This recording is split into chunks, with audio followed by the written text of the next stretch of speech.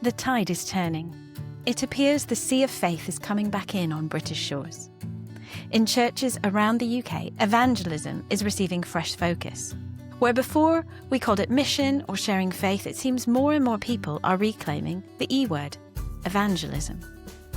The recent Quiet Revival report from the Bible Society indicates an increase in young people exploring and embracing the Christian faith. But what does evangelism look like these days?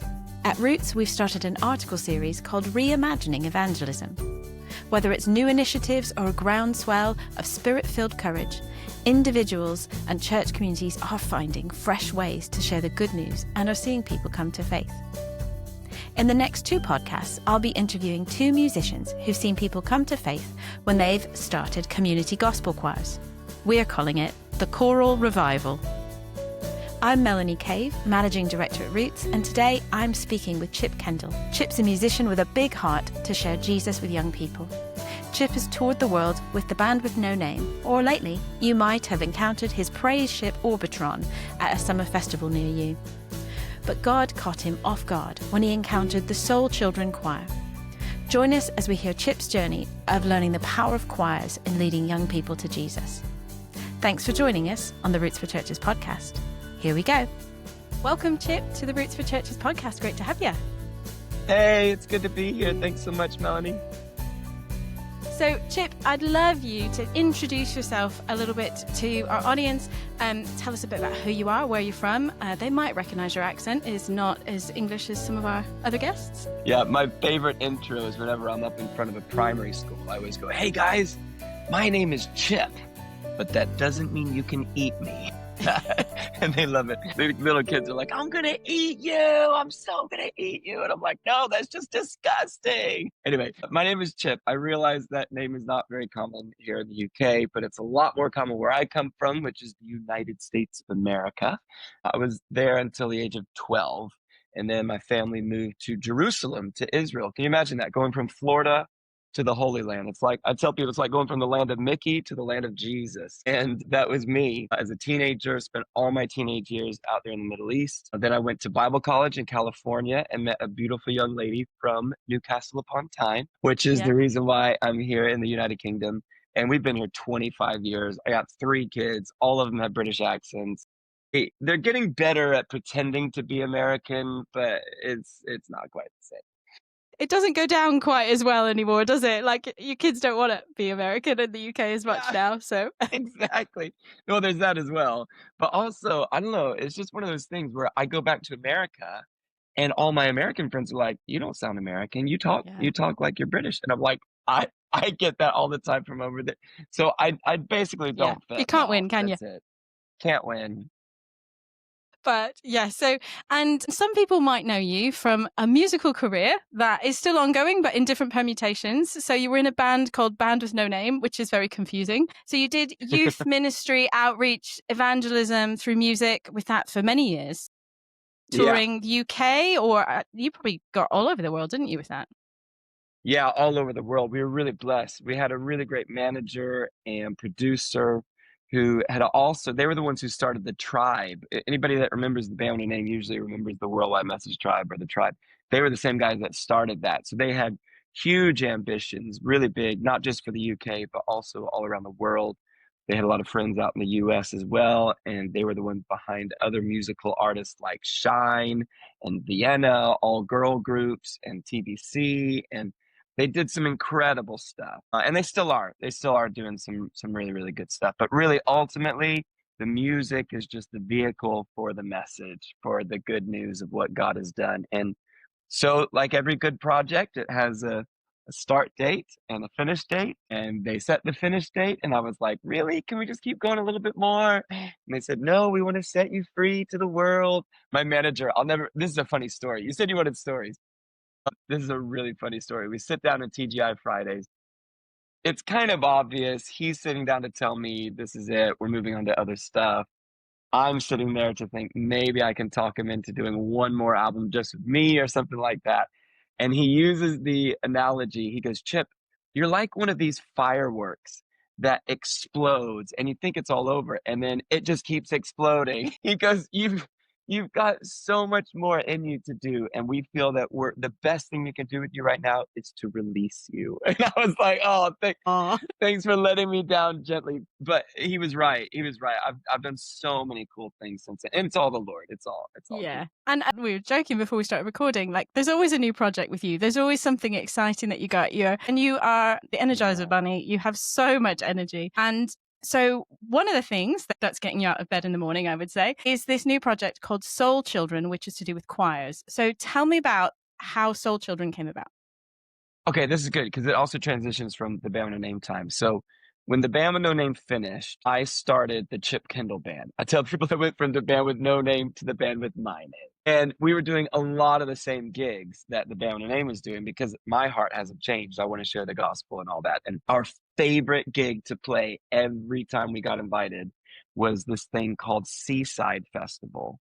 In Norwegian, it's Skjærgård. It's this island in Norway that gets taken over by youth and young adults, and it's just incredible. It's like a whole 3, 4, 5 day thing, and it's been going since the 70s. In fact, their strap line at Seaside Festival is the best festival this side of heaven, and it is. I can testify to the fact that it is. Anyway, I could go into all amazing stuff there, and so the guys at Seaside Festival, after the band finished, they said, "We want you to come back and do a tour around Norway just promoting our festival."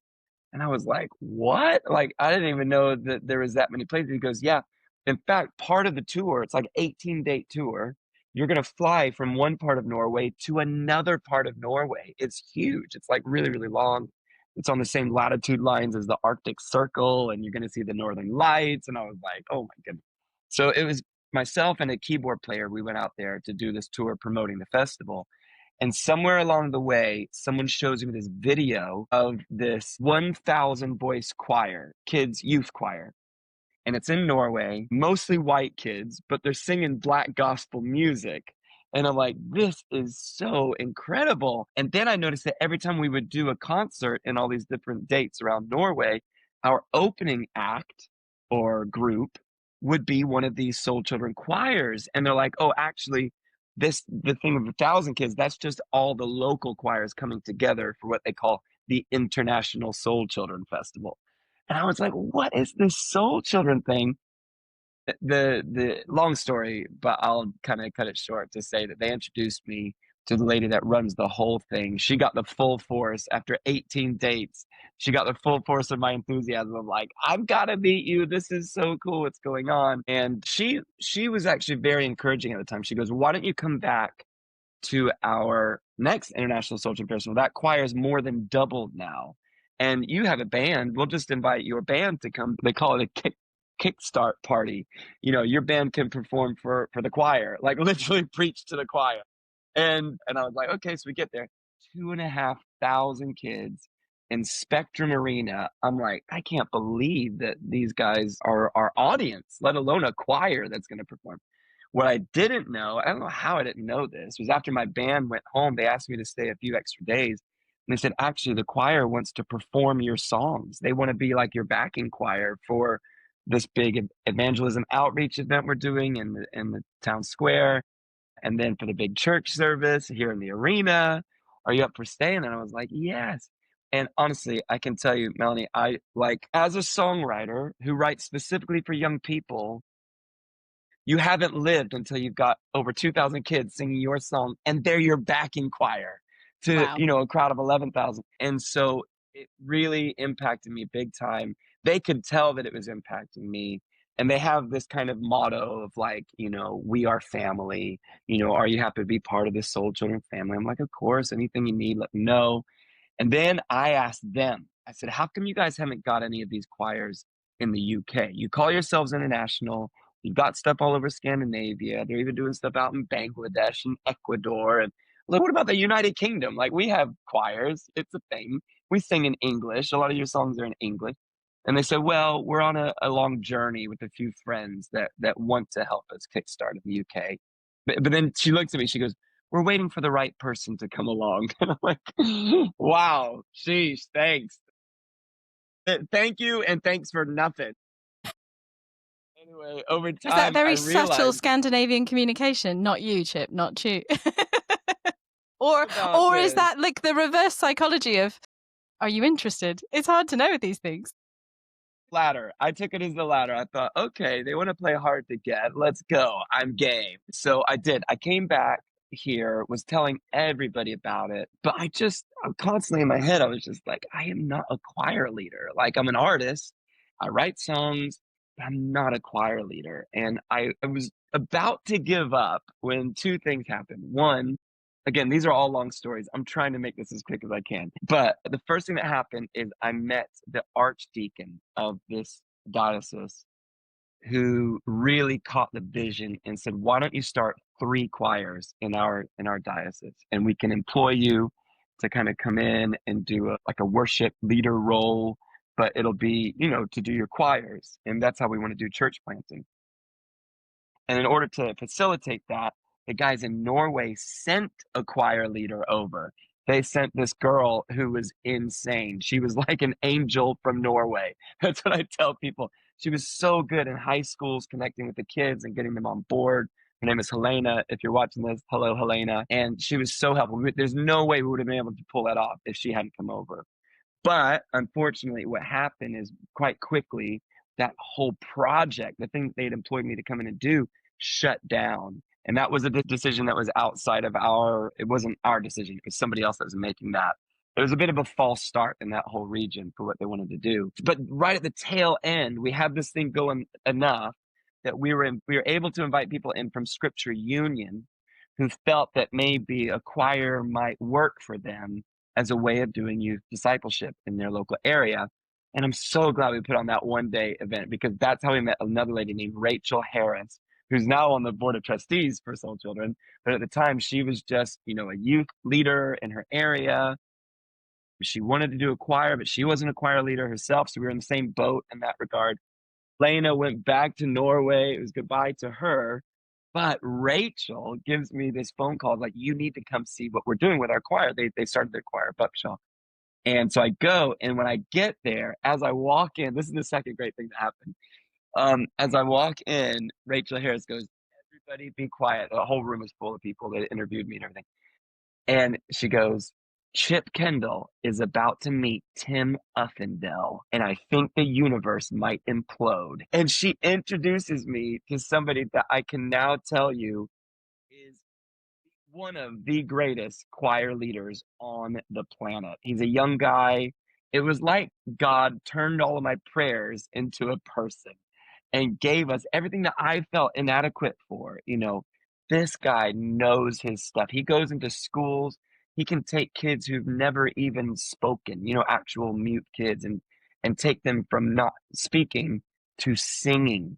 And it's like singing therapy. But he can also just work with normal choirs. I've seen him work with professional choirs, and so much to give. He's the one that told me that scientifically, the only time you can get a whole group of people's hearts to beat in time with each other is when they're singing together in a choir. The scientists have done all this stuff. And I was like, wow, that's amazing. Like, choir is great for unifying people. So Tim Uffendell came along, and that for me was the early days. And right from that point on, we actually registered Soul Children UK as a charity here in the UK. We're part of the Soul Children family based in Norway. This is like a good bookend to that start of that story, because now, years later, we were just able to take 40 people, 40 people over to Norway for the International Soul Children Festival, all from here in the United Kingdom. And that was only 2 of our choirs. We have really about 9 choirs that are up and running already over here. So can you imagine how excited I was? And Helena was there, and Ragnhild, the lady that runs the whole thing, she was there. We had some of our trustees were there as well. So it was just a really good moment to go, hey guys, it's working. It's happening. Thank Jesus. So let me get it straight. So these are choirs that church people or Christians are starting in primary or secondary schools, or either? Both. And it's an open invite to anybody in the school who wants to join. It's gospel music or any kind of music. What kind of stuff do you sing? I would say it's a dynamic combination of gospel and pop.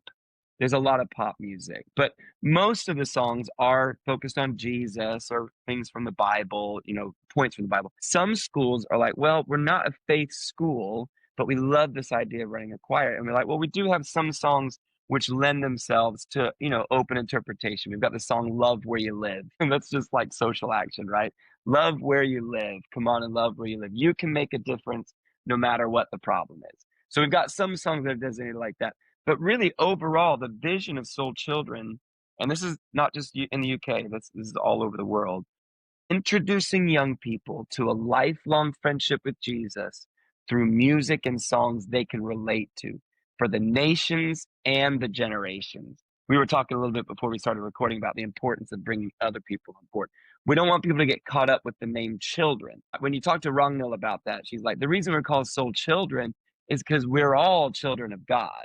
It started off as a focus on the tweens, which is like, they're like 9-year-olds up until about 16-year-olds. That was the sweet spot for the music they were making. But since then, they've had to launch Soul Teens, which is the older group. They've launched Soul Choir. They've launched Soul Family. Then there's Soul Kids, which is the ones that are even younger than 9 years old. So it really is for all the generations, getting them to sing together.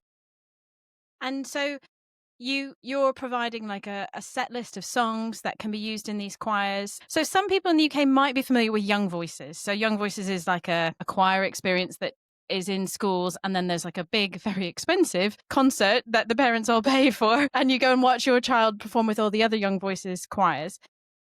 If people have a frame of reference for that, tell me how Soul Children is different. And obviously there's a God component to this. This is the vision about sharing faith. Sort of practically, how is it different? Are there big joint conferences and concerts? Or you've talked about Norway, but how does this scale? Yeah, it's a great question. So we started off Soul Children UK just getting people to start their own local choirs. So we knew that there would always be scope in the future for doing regional events or even a national event. We have run Soul Children UK Festival for the last 3 years now. This will be our third one that we're coming up to now. But even before all of that, we just wanted to make it as accessible as possible for any, not just schools, church or school that wanted to start a community choir. And we used this tagline for a long time. We still do, depending on who we're talking to, that the ideal choir for us isn't just one school. It isn't even necessarily just one church, but it's actually a whole community choir, which is why Soul Children choirs are named after their location geographically. So we have Soul Children Stockport, we have Soul Children Halleckeld, we have Soul Children Buckshaw, we have other ones starting down south in London, which I'm really excited about. But we partnered with people like the Chester Diocese Academies Trust, CDAT. We partnered with others as well who are in Flourish, which is like a whole, you probably know a little bit about Flourish, Church of England, because these guys they haven't just got one school, they've got whole academies of schools. So I'm interested that you brought up Young Voices. We are so passionate about these kids understanding that music is a gift from God, and our 5 core values are to glorify God, to honor people, to influence society, to see and be seen, and to have real, honest joy. And we're so passionate about making it as easy as possible for people to start these choirs that we are in early stages. And again, we'll need to look at when this comes out and what we're allowed to say. But we're in early stages of launching something. At the moment, I'm working with the name Living Cathedrals. Living Cathedrals. I did a little bit of research into the meaning of the word cathedral, and it goes back to the Latin cathedra, which means the bishop's seat. And we know the bishop is like an overseer. The bishop is almost like a shepherd. You often see the bishop with the old school, shepherd's stick. And what I felt the Lord impressed upon me is that every young person's heart is a cathedral. The question is the bishop sitting in the cathedral? Is Jesus sitting in the cathedral? If Jesus is sitting in your cathedral, you are a living cathedral. That's on a micro level. On a macro level, if we do a little bit like what inspired me in Norway, where we bring lots of these micro living cathedrals together into one place in a big space, we're talking about stadiums, we're talking about arenas, but imagine stadiums becoming sanctuaries, arenas becoming altars, young voices becoming the voice of a generation that glorifies God. And I have tried multiple times to get meetings with the guys that run Young Voices because in the early days, I was happy to run alongside them and say, there's got to be something redeemable about this. It's working on so many levels. They're winning awards and they're filling these arenas over and over and over. But ultimately, we think music is got to have God at the center of it. And at the moment, Young Voices doesn't really have that. And I think part of it's down to the fact that there just hasn't been anything that's willing to give it a run for its money, if that makes sense. There hasn't been an alternative. And a lot of the directors of education that we've spoken to, some of them are very open. They're like, let's just do our own little run. We're talking about doing a local stadium here to where I live. And let's just give it a go. Summer 2026, we'll have the conversation. We'll invite all the schools in our trust. It's like 6,000 kids. It's a good number. You know, Other people we've talked to, and they're like already filling cathedrals over and over and over again just to get everybody in. And they're a little bit more hesitant. They're like, well, we'll watch how you get on first with the others, and that's fine. We wanted to create a space where we show it is possible, it works. So the journey to getting there is going to be tough, but it's not anything we're not used to already, and we've seen it work in Norway, and I think that's what we've got going for it. This most recent trip that I was talking about, where we went out there, we took the exec director of education for the whole Church of England. His name is Andy Wolf. He's such a Yeah. legend, and he He loves gets it. music too. Yeah, he's a music He teacher lo- before he did he was a that. So music yeah. teacher. Andy, you should have seen him. He literally jumps on stage. He joins the choir while we're Yeah. there. He's in one of the choirs. He comes back off stage. He's like, I want to start a soul children choir in Nottingham. Why not? Let's do Yeah. this. So Yeah. he sees it. He really gets it. And my prayer is that what we've done is we've had a glimpse of the future. We've seen that it's possible. Now, what are we going to do with that? And ultimately, we've got to leave it to God's timing, to God's way of doing things. The road that He has, if I've learned anything in my life, it's never what you think it's going to be, but somehow you end up at the destination eventually. If He's the one that starts it, He's the one that finishes. The way the Bible says it is that He's faithful to complete the work that He's begun. And I think really at its core, the reason I like this living cathedrals idea is because it doesn't really matter if you get the tens of thousands of people together. If it's really about that living cathedral being Jesus on the throne of our heart, then you're done. You've fulfilled the Yeah. vision of Yeah. what we want to do. So people that want to work with us, to answer your question, I am coming back to your logistics question. What is it that we offer? We have a website, which is soulchildrenuk.com, and you can explore a little bit of that. And that is like some videos of what we've done and the vision statement and purpose and all that. But there is like a backdoor entrance that once you agree to sign up to be a Soul Children choir, you get access to this backdoor, and it's full of resources. It isn't just songs, like you said. It's like the tutorials. It's like the vocal tutorials, the game tutorials, the actions. We have like actions that we do, and then also each time we gather as a Soul Children choir, I have two local choirs that I run here where I am. We always try to leave space for what we call the soul fuel. Soul fuel is like the God slot, it's like the little Bible verse where you bring it up and you give it a good chunk of time. We always tell people children's three pillars. One is musical, one is spiritual, and one is social. Tim Uppendale calls it music, faith, and fun. That's what he says. And they've got to have all three of those elements. If they're missing one of those elements, it doesn't really feel like Soul Children. And we are looking to build towards doing more regional type events. We're just not quite there yet. We do have a Yeah. choir up in Scotland, though. I'm looking forward to the day we get to do a Soul Children Festival up in Scotland. And the guys in Norway, they've flown over a few times. So they brought the whole choir over for something called Festival Manchester. We've managed to pull together a 500 voice choir from loads of local schools. And then they were able to say, hey, this is us. This is who we are. We've done some music videos with them as well. So we're on quite a journey, and we know that the best is still yet to come. This living cathedrals thing, I think, is still quite fresh, but I feel like it could be a model that works for people to get an idea of what the choir is if they want to consider having their own. So the whole framework for this original conversation that we started having, Chip, was around this idea that Choirs are an incredible way to reach out into your community, to build relationships, and to start a conversation about faith and Jesus. I wonder if you could tell me some stories. We've talked about the big arenas, we've talked about the huge numbers of children and young people coming together to sing, which is great and exciting, and it's something for everybody to sort of go, wow. But I'm actually interested in some of the more personal stories of like, what about the young people? How does it impact them? How have they found faith through being part of a choir? Can you tell me some of those stories? Oh, absolutely. So I have to be careful I don't say names because I don't want to embarrass anybody, and there's probably all kinds of data protection around it. But we had a lad who was in I think I can say the name of the organization, Home for Good, which is where it's like looked after children and families. And we didn't know this at the time. We were asked as a choir to come and perform at a Home for Good event. And we performed, we smashed it out the park. The songs were great. It wasn't a huge audience, but we had a lot of fun as a choir.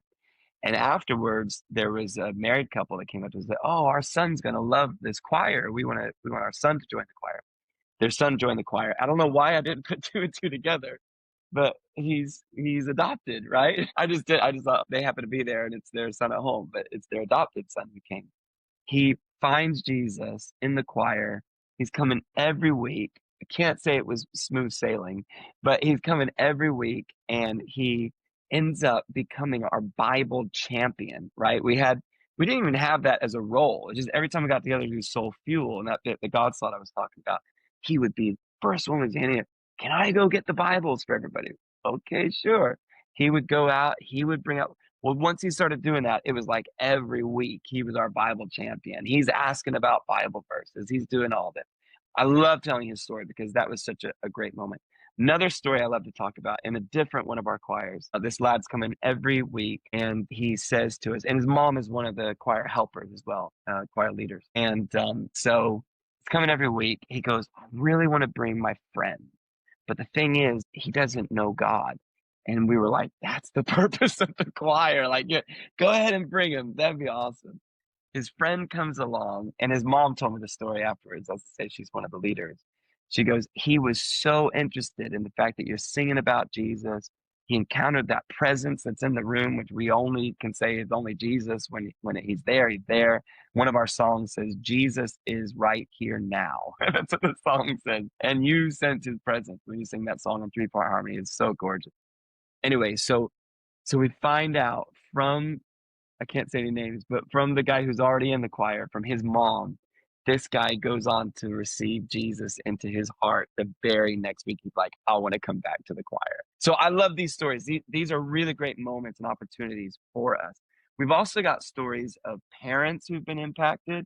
And I'm part of a collective of worship and music leaders around the nation. And this is almost like another revival, mini revival. A lot of people have heard about the silent revival or the quiet revival, they call it. And I'm like, well, I don't think it's that quiet at all because we do it with choirs. But we're going to give the quiet revival a voice. How about that? The choir revival. Choir revival. Whoa. I'm going to credit you now for that. That's really good. I can title the podcast that. This is the moment it happened. Indeed. Yeah. Essentially, that's what it is because a lot of these people who do these music services around the country, they're seeing the same thing happen. Parents impacted, families impacted, grandparents. And it becomes we know this by nature, the gospel works. Faith is like a seed. And if that seed finds and takes root, then it can grow and it produces many, many crops and seeds. We're seeing that happen in a very tangible way. Another story I wanted to tell because one of our core values is honor, right? Honoring people. And there is something about this generation. I don't know anybody that works with young people. I saw it happen around the time that YouTube came out. Oh my gosh, I sound so old. I was a TV presenter for God TV at the time, and we would go down to this very large event, which I shall not name, down in the south of the country from where we are anyway, up in the north. And it happened every year, thousands of kids coming together. And I would present it for God TV. I had the best job ever, right?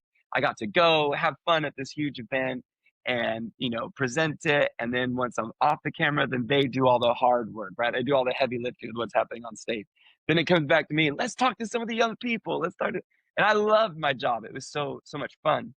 But I noticed that the year YouTube came out and people were really getting involved and everything, all of a sudden, it wasn't the kind of moment where because you had a camera and a Mm. microphone, people would automatically show honor or show respect. It was like, oh my gosh, there's a camera there, and the kids were taking over, and they're like trying to take the mic from me, and they're trying to like take over.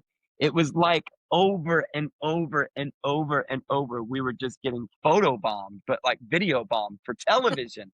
And I was like, this is it's a strange feeling, and they've lost this whole idea of honor. Well, anyway, that's my story because I'm old. But this girl, our choir, comes to me with her mom and gives me a gift. It was our Christmas performance before we were going to have our Christmas break. She gives me a little Christmas gift. It's in this little box, and I open it, and I still have it. This is a video, so I can show it here out of my bag. She gives me this little pen. I don't know if you can see this pen. It's like a Uh-huh. shiny gold pen. And it's just a normal pen, but she's had it engraved, and it says, Chip, from Charlotte, let the love flow. And that's one of our songs that we sing. It was written by the Norwegians out there. And she's given that to me. And I tell you what, I 100% felt honored. And I'm going to be sharing about that. We've got Soul Fuel happening today. One of my choir practices happens today, and Charlotte's still in that choir. I'm going to be using that as an illustration because that to me is a sign that these core values are working. The girl was in the choir long enough to go, there is a different way of treating leaders, treating teachers, treating people. And she's just amazing. She's originally from Hong Kong. I don't think I have actually name dropped her. Sorry, Charlotte. But anyway, yeah, I just think that honor is what glorify God for people, influence society. Oh my goodness. If there's ever been a generation where the society needs influencing, it's right now. See and be seen. You're not allowed to be on your phone when you're in choir. You can't look at people through a filter. You've got to look at them. See and be seen. And then the last one, real honest joy. These are values that we're not just talking about, but we're already seeing them bear fruit. Yeah. And I think for this generation who's been called the anxious generation, to do something face to face, we know that singing is so good for mental health. It's so good for connection. But there's something about being together, being in a group, singing together. It's so good, just like even without the God aspect added. It's good for us. We know it's good for health. We know it's good for mental health. It's good for relationships. But to be able to spiritually grow and nurture faith in that setting as well, it's a real gift. And so I do hope that we have quite a few people listening who think, I've been wondering, I wonder if God wants to do something through a choir in our area. And as you say, people don't have to be formally trained as music teachers or choir directors, that there is some training and coaching. Chip puts his hand up. I mean, people would probably say, Chip, you have some musical experience. You don't play in a band for this many years and have no musical qualifications. So I'm not sure you could put your hand up and say, I don't know anything about that. But there is some support for those who want to lead it. And as Yes. we've all watched these programs on television about these amazing choir directors who get together choirs, Yeah. military wives, that kind of thing. We see that there's an incredible skill set and we might think that's not me. But there is something about getting young people together and learning together and singing together. And if somebody has done some of the heavy lifting, like Soul Children will have done, that will help speed that sort of choir setup on its way. Yeah, Tim, and all credit to Tim Uppendale. He is a choir master, and he prides himself on teaching the teachers. He prides himself anytime he does a vocal tutorial for a song or for a project, he'll be like, "Look, my favorite is that this video never gets seen by one of your young people. This is just for you, the choir leaders." And then when we gather all of our choir leaders together for, we do like these away days where we just do training, whether he's on Zoom or whether he's there in person, he's so energetic. He's so great at kind of capturing people's attention, keeping their attention, and giving them a gift of being able to pass something on, which is what every good teacher does. And really all credit to him. We've had so many people come to us say, I never thought I could lead a choir until I had Tim's training. I'm one of them. That's why I put my hand up. I'm like, I'm evidence that Tim's teaching works. Yeah. Yeah, and I just think choirs have captured the public consciousness. Our culture is really interested. earlier, I think it was just before Christmas, I went to see Jacob Collier, who, if you have never heard of him, you need to Oh, Google him. But I know you've heard of him, Chip. But he does this audience choir stuff where he's just amazing musically. But there's something about being in an arena where the whole audience turns into a choir. And there is this sense, again, like you can be singing along to a song, but like when you are suddenly being directed and you are generating the song, not just singing along, it feels different.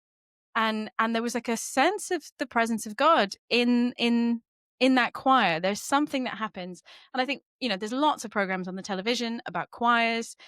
People get it, and it's a desire. People are interested in singing together, and I think particularly post COVID, when that was definitely a thing people couldn't do. This is one of the things that people are really clamoring for and wanting to see more of it. So yeah, I think that God's up to something. Maybe the choir revival really is a thing the that God's on. choir revival. Well, the thing that God showed me, and it took starting a choir before I really learned this. A choir is a microcosm of a church. You gather regularly, worship. You have to learn that you're not always the soloist. Everybody has their part to play. You learn harmony. The Bible says, Psalm 133, behold how good and pleasant it is when brothers and sisters dwell together in unity. That might as well be harmony. Learning to listen while you're singing. And then really ultimately, choir doesn't just exist for the rehearsal.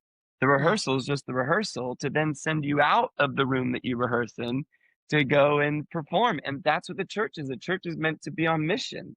Yeah. The church isn't just about a holy huddle or a Holy Ghost knees up. It's like we gather together for that, but ultimately we are the church. The church isn't the building.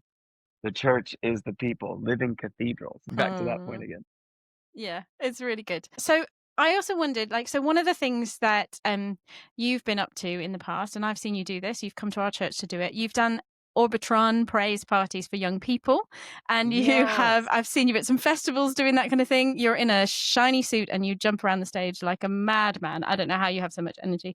You're probably somewhere in your 40s going on 20. It's incredible. Yes. Yes, you've got a lot of energy. But I think some churches might be thinking, oh, Chip, I would love to have you come and do something with our children or young people, do an event. Tell us a bit more about what you're up to outside of Soul Children. Yeah, well, we do still get bookings for Orbitron. I'm amazed. I thought it would kind of fizzle out, but people are like, nope, we're doing an alternative Halloween light party. We want to have Orbitron. We even had to turn down an event in another country, Albania. They wanted Orbitron in Albania. We had to turn it down because it clashed with the dates, but they're still open for doing some of these festivals with us. Basically, I had a moment where I was really frustrated because I kept writing these songs for my church, Audacious Church in Manchester, that they weren't getting much use. Sometimes not even in our own church. I'd write the song and it would just be dormant for like 6 months. Nobody would use it. And maybe we'd bring out an album or something eventually. But what happened was I was watching Star Trek and All good things come from Star Trek. yeah, this is evidence right here. Yeah, basically, sometimes God speaks to me in the cinema, and I'll walk out of a cinema feeling as though I've just watched 100 sermons. Like it's just that clear. I think I'm very audio visual anyway. I think God's anointed me, and we're in the process of making some films as well. I was in Star Trek, and there's this moment where the the alien lady, it's kind of a long story. I won't go into it, but she sits down this chair in what she was calling her house, but was actually the old Federation starship that had crash landed on her planet. She sits down in her chair, which is the captain's chair, and she says to the guys that want to repair her house and make it fly again, she goes, "You take my house, you make it fly." And when she said, "You take my house and you make it fly," I heard the voice of the Holy Spirit say, I'm giving you these songs because I want you to take the house of God and I want you to make it fly. I want you to make it fun. I want you to make it accessible for kids. I want you to make it a party. I want you to make it an alternative to what most people think church has to be, which for a lot of people who aren't in church, they think it's boring. They think it's irrelevant. They think it's old and it's dusty. And so I began to talk with some friends of mine about what would it look like to take these songs and to make it like a space theme, but it's like we turn the church into a spaceship. And you know, it's fueled by our praise and our hype and our jumping and our rejoicing and our celebrating. And then we take them on almost like a Bible journey where, you know, you can reimagine. My friend Ben is perfect at this. He goes, I don't know why nobody's done a science fiction Noah movie. And I'm like, yeah, actually, Yeah. Noah as a concept does show up in like loads of science fiction, you know, allegories and things. So, you know, all we're doing is we're kind of using the genre of science fiction to go, this is actually just Bible stories. And for young people to engage with that, ultimately, when we show up to a church and we do an Orbitron, we're not about just bringing the show and being like, okay, see ya, off you go next week to your normal service again. We work with the local kids team, children's ministers. We involve them as much as we can in the show. We send them the actions to the songs ahead of time so they can join in. We give them links where they can buy like really cool space costumes that tie in with ours. We send them the songs. We try to follow up as much as we can as well with different resources and music and Bible stories. And now we've done something at Audacious Church called Timeless Truths, and we're trying to incorporate those into Orbitron as well, which is just basically scripture memory songs, but they're pretty cool. Like, I know I'm biased because I helped write them, but we've got incredible producers that we work with, and we make them as current as you can possibly be. And it's the Bible. Like, I had no idea when I set out to write these memory verse songs that it would massively increase my capacity to memorize the Bible. I've Yeah. got Yeah, there's whole something about swaths of the songs, it sticks in a different part of your brain, doesn't it? Yeah. Yeah. been proven scientifically as well. Yeah. And to the point where now people with dementia, they still remember Sunday school songs. Yeah. And you Do. can, it's literally good for your mental well-being to sing and to memorize songs. So anyway, I'm blown away, and we're trying to just release that as much as we can. Orbitron still exists. We've also got, so if people are interested in booking that, the website is orbitronlive.com, orbitronlive.com, live.com. Orbitron is Orbitron. Sorry, I'm just making it really, really clear. So, you know, we're seeing that happen. We're seeing it work. And the best thing of all is when we find out that a year later, 2 years later, those churches are still using those videos. They're using those songs. Those kids are still remembering the Bible verses. I mean, I'll never forget, we had a few of our Christmas songs. They just went a little bit viral without us knowing. And we start searching YouTube for our own sake to try to remember, did we ever make a lyric video for this song? We type it in. There's a church in Indiana that's using it for their Christmas program, and they've uploaded stuff. And we're like, this is incredible. We find out there's a church in Korea and South Korea. There's a church that's taken our song that we wrote in Manchester. They watched the guy in Indiana's version, and they recorded a music video to the song. I mean, if that isn't taking God's house and making it fly, I don't know. It's cool, isn't it? And I think there's something just about like giving things a fresh injection of energy. Like there's so much on YouTube for kids, so much content that is just drivel and it's not great. And to be able to give them stuff that actually feeds their soul, that helps them memorize scripture, and it's fun and it gives them joy. And you know, it's not some content, Christian content for children can be really dry or can be a bit patronizing, I would say. And I don't think Yes, yours is patronizing. It's fun. It's thanks. high energy, and yeah, it's great. So you've written some books as well. You're a very busy man, Chip. So tell me about these books. Well, long time ago, back in the Bama Name days, which I can refer to because we talked about that in this interview, my wife and I were invited to co-author. Have I got some here? Usually we've got some on the bookshelf here next to me, but oh, here they are. We co-authored the Youth Bible Study Guide series. So this one's on hunger, poverty, and justice. And, you know, you're talking like over a decade ago, these came out around the time that our oldest son, who's 17 now, was first born. So yeah, 17 years ago. And we did a bunch of them. We did 12 youth Bible study guides, and they were really, really worthwhile. You were just a little bit of a story from one of us. We would compile some things that were in the youth Bible at the time. We wrote some of those as well. Honestly, you haven't lived until you've written for the Bible. not adding to the Bible. It made it more accessible for youth. And there we are buying youth Bibles. We're like, oh, there's a whole insert about, how to apply that value to your life. And so, we just made those books. And now all these years later, I go into so many high schools and primary schools all the time. And I realized that, and we've had 3 kids. We've got 2 boys and a girl, 17, 14, and 11 right now. And, I've seen through their lives coming up through that it's like every new year they go into at school is like a whole new batch of challenges and struggles, and just it's different. Like, whereas in the past, like when we wrote those books, it was like youth are youth, like all youth think the same, all youth go through the same battles. But now I'm like, no, literally every year. So God gave me this idea. What if I did a book just for year 4? What if I did a book just for year 5? What if it was just for year 6? What would I write that about? What kind of wisdom? What do I want to really deposit in the next generation? Because I do assemblies all the time. I do classes all the time. I do concerts all the time. I'm with young people. I'm leading them to Jesus all the time. I have so many cool stories of people I led to Jesus 20 years ago who are now vicars in churches. I mean, it's hilarious, right? It's just God. It's amazing.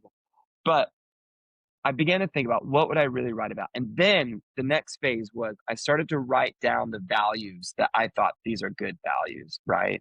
So I go into these schools, almost always, inevitably, they'd be like, oh, we're in a season right now where we're talking about respect. And I'm like, oh, that old chestnut, like who loves to talk about respect? So I'm always trying to find creative ways to talk about respect. And then this one high school that would always invite me back, they told me that one of their values is potential.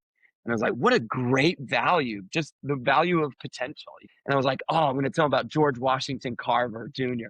George Washington Carver is the guy who, nobody knows this, but he was a slave and he was freed. He lived at the time of the Declaration of Emancipation. Overnight, he goes from being a slave to being an employee of his former slave master. And, the guy gives him a patch of ground. And the only thing George Washington Carver can grow is peanuts. Literally all he can grow is peanuts. But he's a Christian. He gets down on his knees. He praises God. You are the God of the peanut. Would you give me some purpose in the peanut? What can I create with it? He becomes an inventor. He ends up finding over 100 uses of the peanut. He's the one that we have to thank for peanut oil. He's the one we have to thank for peanut butter, which I love. I love Reese's. Thank you. Yeah, he invented peanut butter. And, rubber and all kinds of things that were useful at the time that he was alive for the industrialization of things. And, that was because of the peanut. And that was because he prayed. So I kind of built that into a lesson about potential and about, potency and the power of doing something. Anyway, so when I go to write these books, I feel like is the right thing from God. I did it years ago. We can just do that again. Why don't you focus on the topics that you constantly are preaching about in schools anyway, teaching about? And so I did. So one is called, yeah, I can talk about these titles here. One is called The Silent Spark, Level Up Your Potential. One is called The Echo Effect, Level Up Your Respect. One is called The Wonder Switch, Level Up Your Curiosity. One is called The Courage Code, Level Up Your Confidence. Confidence is what I get asked over and over and over to talk about. Primary schools, secondary schools, same story every time. And confidence comes from 2 Latin words, confido, with faith. Most people think, fido is something else, but I'm like, no, it's faith. And really, you're only as confident. Your confidence muscle is only as big as your faith muscle. What are you really believing for? Who do you believe you are? What is your confidence in God? Who is God to you? All these different topics. So we get to unpack it. My friend Hannah agreed to do all the illustrations. They're insanely good. Just the one of Beyonce in one of the books, I'm like blown away. I'm like, how is that a drawing? That looks so good. We're able to include nature facts, right? Which is like, the Bible says in Romans chapter 1 that God's invisible attributes are made visible through his creation. so that all people are without excuse. You can't look at, the intricate design of the bamboo tree and knowing how it grows and what goes without questioning, what does this tell me about God? So we've got a lot of nature facts in there. We've got heroes of history, George Washington Carver being the very first one in the potential book. But we've also got Mother Teresa, we've got Gandhi, we've got Billy Graham, we've got all these amazing people who have done incredible things, invented stuff, or paved the way. But what are the God stories? What's God been telling us through that? And if we've written them specifically for the kids, that there's a whole page at the back that spells it out for the parents and for the teachers. We want this to be like conversation starters for you guys with the generations. We're generational, intercultural. We want everybody to get something out of it. So I hope that we've positioned it in such a way that people can get a lot of good use out of it. Fantastic. Well, that's the whole thing, is that with intergenerational, intercultural, it's the inter that matters. It's the relationship. So it's not just here's a kid and here's a book, off you go, read that in your room, that'll sort you out. It's not that. It's the conversation that happens. Let's share it together. Let's talk about it together. And I'm learning about George Washington Carver and the peanut, and so I think there's stuff for all of us to be inspired by and to learn from. Part of the beauty of intergenerational ministry is that you get to see things through somebody else's eyes, and you see insights. Children's curiosity, children's questions often are different to what we would ask and what we're looking at, and it enriches us. And they see and experience things of God that we haven't noticed or haven't seen for a while. And being asked those questions, talking about it together, it enriches us. There's a bit in Titus where it says, I pray you'd be active in sharing your faith so that you know the riches of what it is. And it's like, there's something about when you talk about your faith, you actually experience more of the richness. And I think sometimes we can get a bit like worried about evangelism. We can think, I don't want to push it. I don't want to push this. I don't want to put anybody off. But it's almost like the more we talk about our faith ourselves, the more we're enriched and we realize how good it is. And like when we talk about a great restaurant or a great movie we've been to, everybody's like, cool. Yeah, I want to go there. So if we're talking about a great relationship we've got and they've got the opportunity to have relationship with Jesus too, I think it's just natural. Like it doesn't feel pushy. It feels like this is something that's making a difference in my life. And I think it would help you too. So thank you for giving us some tools to have more of those conversations. And we look forward to those books coming out in 2026. This has been great, Chip. Yeah, same. Thank you so much for doing this. That's all right. And I just really hope people will get in touch, find out more about Soul Children, find out how to start a choir, be encouraged because it's happening. It's happening around the country. It's happening around Europe. And visit the soulchildrenuk.com website to find out more. And keep an eye on Chip because he's got his finger in many pies, but they're all exciting ones. Oh, thanks, Mel. No, it's been great to have you on, Chip. Thank you. You can explore the whole Reimagining Evangelism article series on the Roots website. Links are in the show notes. If you'd like to hear more on this topic, follow the Outreach playlist on our YouTube channel, or head to the Roots website and check out our outreach resources. We've got Easter, Nativity and Poppy trails, harvest festivals, light parties, family fun day events, holiday clubs, and so much more. Or explore how to share faith conversationally with family and neighbours in our weekly resources. Roots exists to help you lead great church that's growing, relevant, engaging, authentic, and together. We provide weekly resources to support preaching, worship leading, intergenerational ministry, Bible study, outreach, and children's and youth sessions to over 11,000 subscribers. Our content follows the Revised Common Lectionary's pattern of reading through Scripture over 3 years, offering common worship variations for the Church of England when the readings differ. Head to rootsforchurches.com to take a free trial and explore our wealth of resource available for a very affordable annual subscription. You can explore a digital subscription or add on our stunning full-colour magazines that help you prepare and share offline. If you enjoyed this podcast, please subscribe and share with leaders in your church and network, and leave us a review, as that helps others find it. Together, we can grow.